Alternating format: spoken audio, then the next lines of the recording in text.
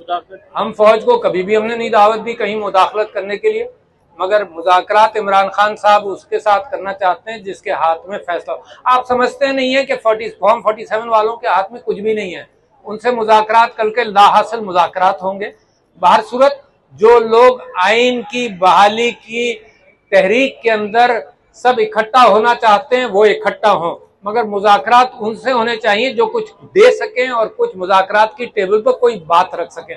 अभी तक कोई बात ही नहीं आई है। अगर आप टेलीविजन देखते रहें और अगर आप अखबार पढ़ते रहें और अगर आप सारी बातों पर वाकिफ हैं तो ये सवाल आपका नहीं होता। बाहर सूरत में फिर भी कह देता हूँ, सारी कोशिशें करता रहा।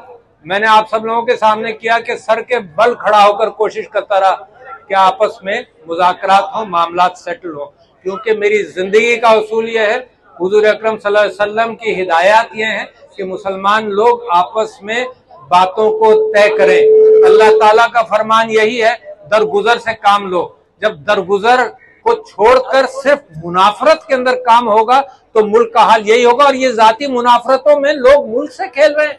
मुझे इस बात पर अफसोस है। मैं कहना चाहता हूँ कि एक सवाल इनका ये था कि जो केसेस पहले बनते रहे हैं इमरान खान के दौर में और उससे पहले, क्या वो सही थे और अब सही हैं?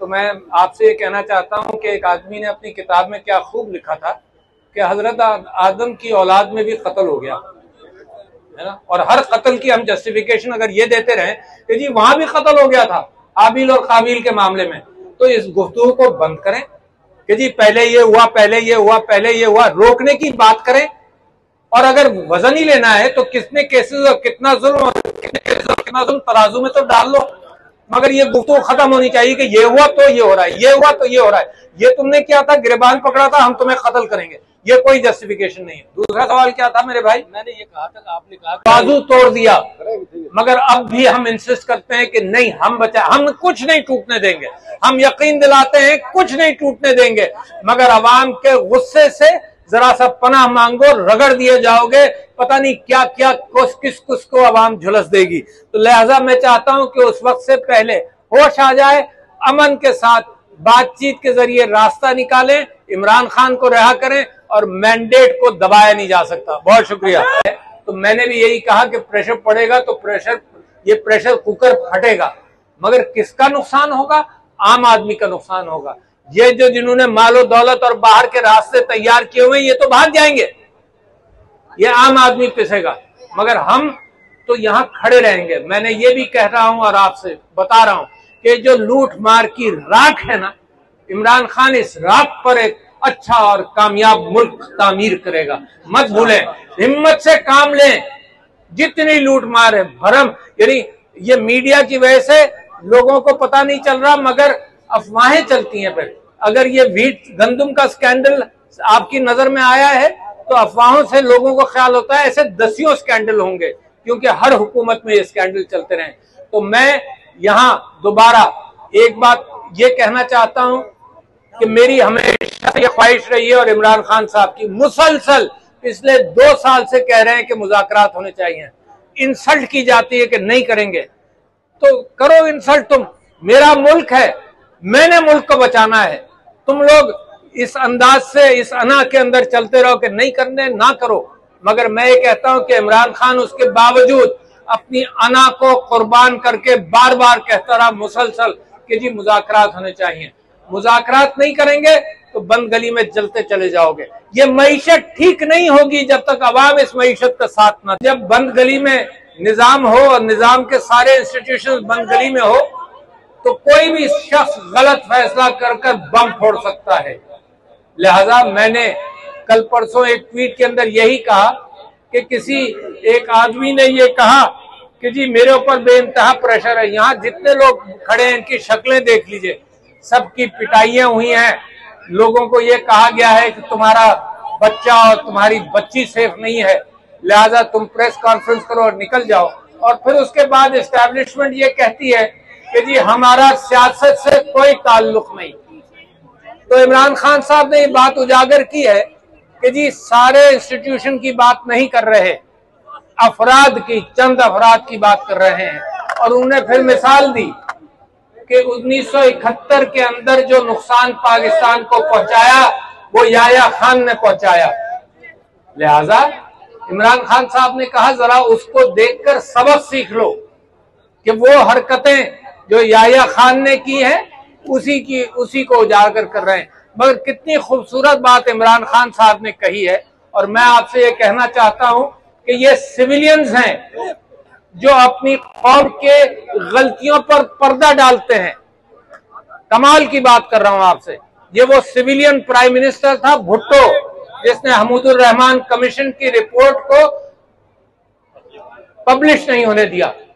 उसने ये कहा इससे नुकसान पहुंचेगा, उसने रोक लिया। और उस भुट्टो के साथ क्या किया, उसको फांसी दे दी गई। तो ये सिविलियंस ये कुर्बानी देते हैं कि पर्दा पड़ा रहा है, गलतियों पर पर्दा पड़ा रहा है। और फिर उन सिविलियंस में एक प्राइम मिनिस्टर को आप गद्दार कह रहे हैं। एक प्राइम मिनिस्टर को यह कह रहे हैं कि साइफर के ऊपर उसने गद्दारी की है। तो सिविलियंस पर्दा डालते रहे। जितनी हरकतें हुई हैं सिविलियन हुकूमतों ने उन पर पर्दा डाला है। जिनके ऊपर जो काम हुए हैं तो सिविलियन हुकूमत कहती नहीं हमने किया है। तो सिविलियन हुकूमतें पर्दा डालें, और जो पर्दा डाले इमरान खान सबसे बड़ा पर्देदार है मुल्क की सीक्रेट्स का, उसके ऊपर आप मुकदमा करें कि गद्दारी के एतबार से। तो लिहाजा शीशे के घर में बैठकर जरा सा समझ लो, जरा सा पढ़ लो, जरा सा अपनी गलतियों से सीख लो। क्योंकि पिछले 4-5 महीनों से मैं अकाबरीन से ये पूछता रहा हूं कि हमीदुर रहमान कमीशन की रिपोर्ट से कुछ सीखा। तो सबने कहा कि ना वो बताई जाती है ना वो पढ़ाई जाती है। फिर मैंने कहा कारगिल से कुछ सीखा, तो कहा जाता है कि ना वो पढ़ा जाता है ना बताया जाता है। तो जब इदारे अपनी गलतियों से नहीं सीखेंगे, मैं सुप्रीम कोर्ट के चीफ जस्टिस को इस माना करके खराज तहसीन पेश करता हूं कि भुट्टो को जो गलत सजा हुई, जो इन्हीं प्रेशर्स की वजह से हुई थी, उन्होंने अपनी इमारत के बाहर तारीखी एतबार से हमेशा सजाए रखा कि जिसको कोई एतराज है यहाँ आकर पुरअमन एहतजाज करे। लिहाजा मुझे पहला अफसोस तो ये हुआ कल जब मैंने खबरें तस्वीरें देखी कि ये कैंप को उखाड़ा गया। तो जैसे इमरान खान साहब कहते थे कि हमारे 12वें खिलाड़ी हैं जो हमारी मकबूलियत के अंदर इजाफा करते हैं, तो कराची के अंदर भी मैं उन 12वें खिलाड़ियों का शुक्रिया अदा करता हूं जिन्होंने कैंप उखाड़ कर सारे पाकिस्तान में इस बात की इत्तला दोबारा पहुंचा दी कि एक बेईमाना निजाम चल रहा है, एक जालिमाना निजाम चल रहा है जो पुरअमन एतबार से भी इस बात को गवारा नहीं कर रहा कि लोग बैठकर अलामती भूख हड़ताल करें। कितना अच्छा कॉम्बिनेशन होता और है कि जी इमरान खान की पॉपुलैरिटी और अवाम का साथ और मेरी फौज जो मुल्क को दिफा करना चाहिए उसका मुल्क की दिफा के एतबार से रोल और सिविलियन सियासत के अंदर रोल नहीं होना चाहिए। आप कहते हैं फौज का मुल्क की सियासत के अंदर रोल नहीं है, तो मैं कहता हूं यहाँ बच्चा बच्चा गवाही देगा कि आपने किस किस को बुलाकर क्या क्या कहा। तो लिहाजा मेरी फौज को झूठा तो नहीं साबित करे ना। तो हम इमरान खान ने अफराद की निशानदेही की है। मैं समझता हूं कि मुल्क अभी भी सही रास्ते पर गामजन होना चाहिए, हो जाएगा अगर अपनी अना को हम हजम करके और सही बात करें। ये फॉर्म 47 वाली हुकूमत कुछ नहीं कर सकती। आपने झाड़ कर उन लोगों ने जितने दो साल के अंदर जिन्होंने मुल्क की मईशत तबाह कर दी उन्हीं को दोबारा लाए और आप समझते हैं कोई काम हो जाएगा? कुछ नहीं होगा। मुझे ख्वाहिश है कि दुनिया से इन्वेस्टमेंट हो पाकिस्तान में। मैं अपील करता हूं अपने सऊदी बरादरी से, अपने गल्फ स्टेट से, कतर से, यूएई से, चाइना से कि पाकिस्तान के अंदर इन्वेस्टमेंट करो। मगर उसके साथ साथ मैं ये भी जानता हूं कि जब अपने बाहर इन्वेस्ट कर रहे होंगे और पाकिस्तान में इन्वेस्ट नहीं करेंगे, ये दुबई के पेपर शाये हो गए, आपको पता चला कि पाकिस्तानी बाहर कितना पैसा भेज रहे हैं, क्योंकि यहाँ के हालात साजगार नहीं है। जब अपने इन्वेस्ट नहीं करेंगे तो बाहर वाला खाक करेगा। मगर उसके बावजूद मेरी ख्वाहिश यही है कि इन्वेस्टमेंट हो। मैं समझता हूं कि इमरान खान साहब की राही का मुतालबा कर रहे हैं, उसके ऊपर झूठे केसेस हैं जिसका कुरान ने फैसला कर दिया।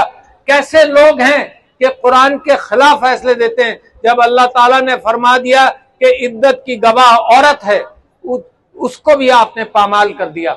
जल्दी में समझ बूझ की कमी होगी। साइफर केस में कोई केस नहीं है। कि इमरान खान साहब को मुसलसल मुख्तलिफ बहानों से जेल के अंदर रोका जा रहा है। मैं इमरान खान साहब की गवाही का मुतालबा करता हूं।